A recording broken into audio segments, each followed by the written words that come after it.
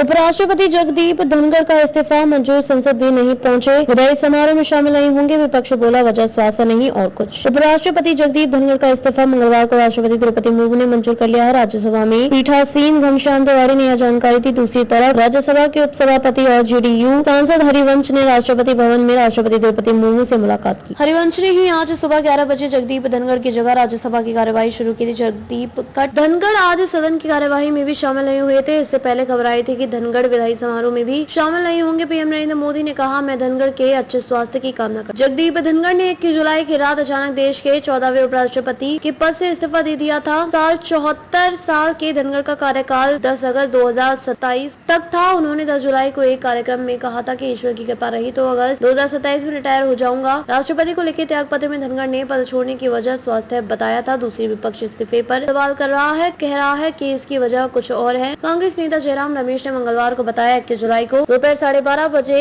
श्री जगदीप धनखड़ ने राज्यसभा की कार्य मंत्रणा समिति बीएससी की अध्यक्षता की। इस बैठक में सदन के नेता जेपी नड्डा और संसदीय कार्य मंत्री किरेन रिजिजू समेत ज्यादातर सदस्य मौजूद थे। थोड़ी देर की चर्चा के बाद तय हुआ कि समिति के अगली बैठक शाम 4:30 बजे फिर से होगी। शाम 4:30 बजे धनखड़ जी की अध्यक्षता में समिति के सदस्य दोबारा बैठक के लिए इकट्ठा हुए। सभी नड्डा और रिजिजू का इंतजार करते रहे, लेकिन वह नहीं आए। सबसे हैरानी की बात यह थी कि धनखड़ जी को व्यक्तिगत रूप से यह नहीं बताया गया कि दोनों मंत्री बैठक में नहीं आएंगे। स्वाभाविक रूप से उन्हें इस बात का बुरा लगा और उन्होंने बीएससी की अगली बैठक आज दोपहर 1 बजे के लिए टाल दी। इससे साफ है कि कल दोपहर 1 बजे से लेकर शाम 4:30 बजे के बीच जरूर कुछ गंभीर बात हुई है, जिसकी वजह से जेपी नड्डा और किरेन रिजिजू ने जानबूझकर शाम की बैठक में हिस्सा नहीं लिया। अब एक बेहद चौंकाने वाला कदम उठाते हुए श्री जगदीप धनखड़ ने अपने पद से इस्तीफा दे दिया है। उन्होंने इसकी वजह अपनी सेहत को बताया है। हमें इसका मान रखना चाहिए, लेकिन सच्चाई यह भी है कि इसके पीछे कुछ और गहरे कारण है। श्री जगदीप धनखड़ का इस्तीफा उनके बारे में बहुत कुछ कहता है, साथ ही यह उन लोगों की नीयत पर भी गंभीर सवाल खड़े करता है जिन्होंने उन्हें उपराष्ट्रपति पद तक पहुंचाया था।